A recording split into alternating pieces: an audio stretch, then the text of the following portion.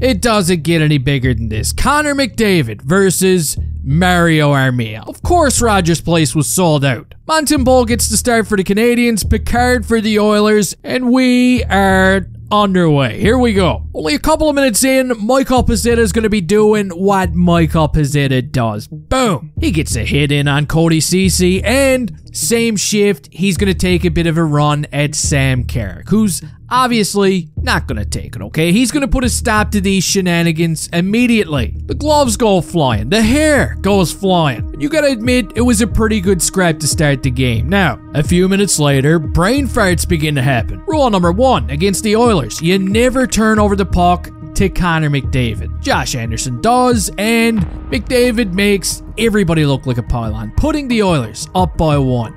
He's not fair. For some reason, this guy's just wired differently than everybody else. But after 20 minutes of play, 1-0 is your final score. Now, let's move on to the second period, where the Edmonton Oilers continue to look pretty dangerous. Montembeault does a pretty good job keeping the Canadiens in it, but eventually, the Oilers are gonna strike again. Matthias Ekholm sends an absolute gift over to Adam Henrique, and just like that, he's got his 19th goal of the season. Mike Matheson is gonna take a really stupid penalty before the period comes to an end. I mean, it's the kind of penalty that just drives a coaching staff mad. Look at them. They're even trying to find boogers to flick at him. However, Montembeault, give him some credit, he shuts the door. The second period comes to an end with the Oilers being up by 2. Moving on to the third period now, and guess what? You're not gonna believe it. Less than 1 minute in, finally, the Canadiens are gonna score. But check out this pass from Nick Suzuki. Puts it right between a pair of legs onto the tape of Slavkovsky, who's just cruising. He sends the puck out front, and somehow it's gonna pinball its way off of Nick Suzuki and into the back of the net. Was it ugly? Yeah, it was. But still, we're gonna take it. That's his 27th goal of the season, a career high. And I gotta say, we're pretty fortunate to have this guy. He's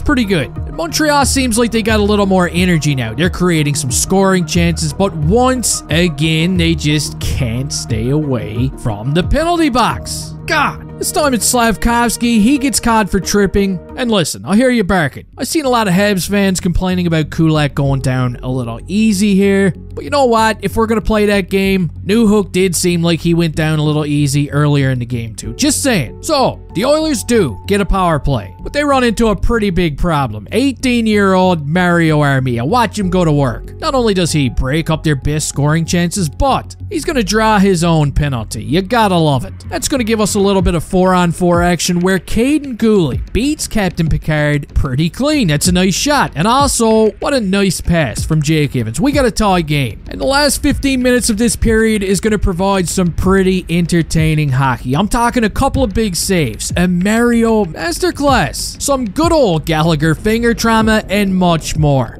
But with less than a minute remaining, we get drama. Let's take a look. Evander Kane is going to bump right into Armia at center ice, which causes Armia's stick to rise up and hit Adam Henrique. Oh my God, is he bleeding? Of course he's bleeding. Look at the concern from the Oilers medical team. Why can't we have doctors like this in Newfoundland? You can get shot like 7 times out here in the Bay, and the doctors just give you a new puffer and a few pills and send you on your way. Anyway, after a review, Armia gets a 4-minute double minor for this one. Montembeault is going to make a few really big saves, but eventually, into overtime, McDavid's going to find Draisaitl right in his sweet spot, which means our final score is 3-2. I gotta say, when this game ended, it was pretty late in Newfoundland. I was actually going to shut her down after the second period, but I'm happy that I watched the entire game because it was a pretty good performance. You can let me know your thoughts down in the comment section. Please don't forget to cross-check the like button right in the back of the head. And hey, I'll see you next time.